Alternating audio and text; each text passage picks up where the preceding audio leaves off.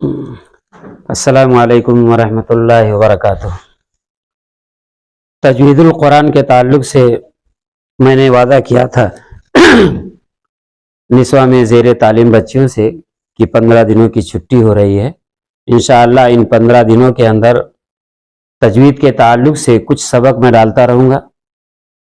تو اسی حساب سے کل بھی میں نے قرآن مجید کو خوبصورت آواز میں مخارج کی ادائیگی کے ساتھ کیوں پڑھنا ہے، وجہ کیا ہے، اس کے تعلق سے بتایا تھا میں نے، کیونکہ اللہ تبارک و تعالیٰ کا حکم ہے کہ قرآن کو ہم خوبصورت لہجے میں، بہترین آواز میں، سریلی آواز میں مخارج کی ادائیگی کے ساتھ کریں، جیسا کہ اللہ تعالیٰ نے فرمایا وَرَتِّلِ الْقُرْآنَ تَرْتِیلًا، قرآن کو خوب ٹھہر ٹھہر کر پڑھو۔ اسی طرح سے نبی کریم صلی اللہ علیہ وسلم نے بیان فرمایا کہ لیسا منا، وہ شخص ہم میں سے نہیں ہے، من لم یتغنا بالقرآن، جو قرآن کو خوش آوازی کے ساتھ نہ پڑھے۔ تو خوش آوازی کا مطلب یہ ہے کہ مخارج کی ادائیگی کا مد، شد، تفخیم، ترقیق، اظہار، ادغام، اقلاب بہت مشکل چیزیں نہیں ہیں۔ انشاءاللہ 15-20 دنوں کے اندر آپ کو خود احساس ہوگا، تھوڑی سی توجہ جب آپ دیں گے تو بہت ساری چیزیں معلوم ہو جائیں گی۔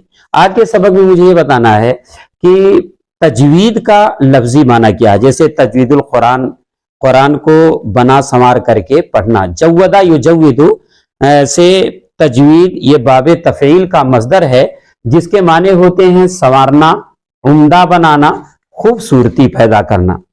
یعنی قرآن مجید کے تلفظ کو خوبصورت لہجے میں، بہترین انداز میں، کس جملے کو کتنا کھینچنا ہے، کس حرف کو کتنا کھینچنا ہے، اور کہاں پر اظہار ہوگا، کہاں ادغام ہوگا، اسی حساب سے ہم کو قرآن کی تلاوت کرنی ہے۔ تو تجوید کا یہ لفظی معنی ہے بنانا، سنوارنا، عمدگی پیدا کرنا اور خوبصورتی پیدا کرنا۔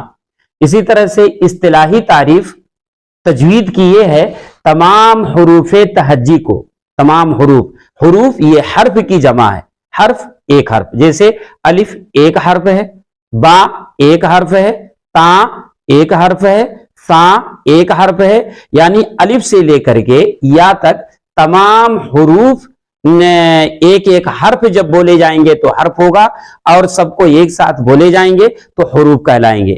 یعنی جو ہے ایک سے زائد، مطلب اردو میں جمع کے لیے استعمال ہوتا ہے، عربی میں تثنیہ کے لیے جو ہے دو کے لیے تثنیہ، اور اس طرح سے دو سے زائد کے لیے جمع کا صیغہ استعمال ہوتا ہے۔ تو حرف مانے ایک حرف، اور حروف بہت سارے حرف ہے ایک سے زائد۔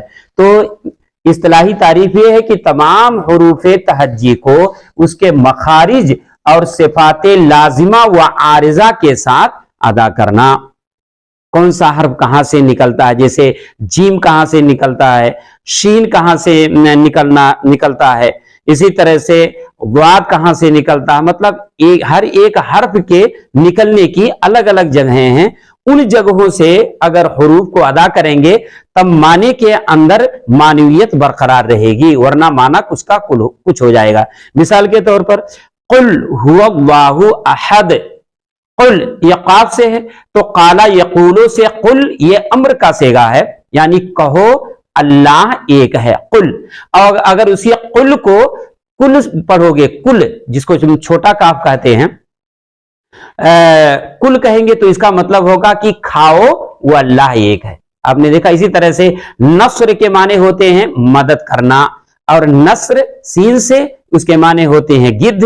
تو نصر من اللہ و فتح قریب، اللہ کی جانب سے مدد اور فتح قریب ہے، اور ان سواد کے بجائے سین، نصر من اللہ، تو اللہ کی جانب سے گدھ قریب ہے، تو معنی کچھ کا کچھ ہو جاتا ہے۔ اس لیے جو ہے یہ چیز بتائے گی اصطلاحی تعریف میں تمام حروف تہجی کو اس کے مخارج اور صفات لازمہ و عارضہ کے ساتھ ادا کرنے کا نام تجوید ہے۔ یہ تجوید کی اصطلاحی تعریف ہے۔ اچھا، تجوید کا موضوع کیا ہے؟ ہر ایک چیز کا موضوع ہوتا ہے، تو تجوید کا موضوع کیا ہے؟ تجوید کا موضوع الف سے یا تک تمام حروف تہجی ہے، کیونکہ انہی حروف کے بارے میں بحث کی جاتی ہے کہ اس حرف کو اس جگہ سے نکالنا چاہیے۔ اچھا، غرض و غائب کیا ہے؟ تجوید کے ساتھ قرآن مجید کی تلاوت ہم کو کیوں کرنی چاہیے؟ غرض و غائب کیا ہے؟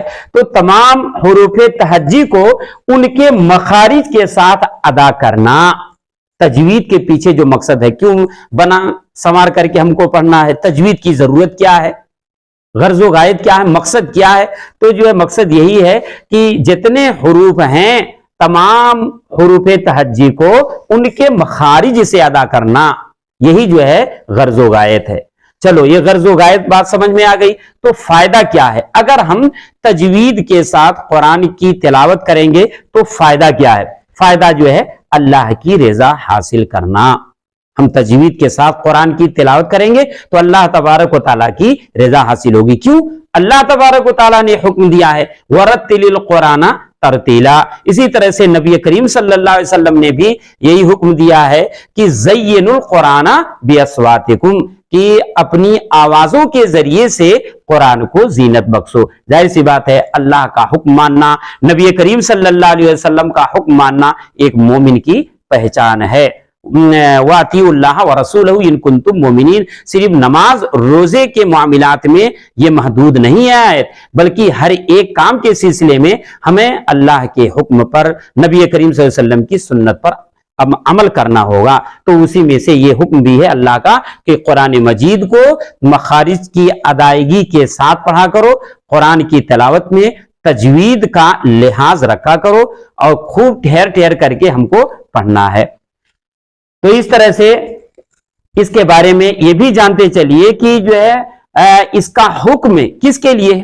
بہت سے لوگ یہ سمجھتے ہیں کہ نہیں، قرآن مجید کو صرف جو ہے حافظ لوگوں کو صحیح طور پر پڑھنا ضروری ہے، باقی اور لوگوں کے لیے ضروری نہیں ہے۔ شاید یہی بات ہوگی کہ جو ہے بہت سے، یعنی یہ سمجھ لو کہ 90% 90% علماء کرام جو مدارس و جامعات سے فارغ التحصیل ہیں، سند یافتہ ہیں، لیکن جب امامت کے لیے آگے پڑھتے ہیں تو قرآن کی تلاوت ایسے کرتے ہیں کہ بڑی الجھن، بڑی بے چینی پیدا ہوتی ہے اس سے۔ تو بہرحال جو ہے قرآن کی تلاوت کیا صرف حافظ کے لیے کہ وہ تجوید کا لحاظ کرتے ہوئے قرآن کی تلاوت کریں؟ نہیں، سب کے لیے، حافظ کے لیے بھی، عالم کے لیے بھی اور غیر عالم، سب کے لیے ضروری ہے کہ جہاں تک ممکن ہو سکے فَاتَّقُوا اللَّهَ مَا اسْتَطَعْتُمْ، کہ جہاں تک ممکن ہو سکے اللہ سے ڈرو۔ تو مطلب جہاں تک ممکن ہو سکے جاننے کی کوشش کرو، محنت کرو، پھر اس کے بعد جو ہے جتنی چیزیں معلوم ہوئی ہیں محنت کے بعد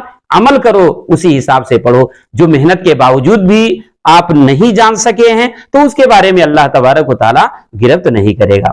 تو اس طرح سے جو ہے جہاں تک ممکن ہو قرآن کی تلاوت تجوید کے ساتھ سب پر ضروری ہے۔ تو اس طرح سے آج کے سبق میں صرف اتنا تجوید کا لفظی معنی میں نے بیان کیا کہ جو ہے بنانا، سنوارنا، عمدگی پیدا کرنا، خوبصورتی پیدا کرنا، اسی طرح سے اصطلاحی تعریف بھی آ گئی، تجوید کا موضوع بھی آ گیا۔ تو اس طرح سے یہ بات خاص طور پر مختصر خلاصہ یہ ہے کہ قرآن مجید کو مخارج کی ادائیگی کے ساتھ جہاں تک ممکن ہو سکے سب لوگوں کو تلاوت کرنی ضروری ہے۔ اللہ تبارک و تعالیٰ سے دعا ہے کہ ہم سب لوگوں کو قرآن مجید کی تلاوت تجوید کے ساتھ کرنے کی، اور جن کو تجوید نہیں آتی ہے انہیں سیکھنے کی، محنت کرنے کی توفیق عطا فرمائے۔ السلام علیکم ورحمۃ اللہ وبرکاتہ۔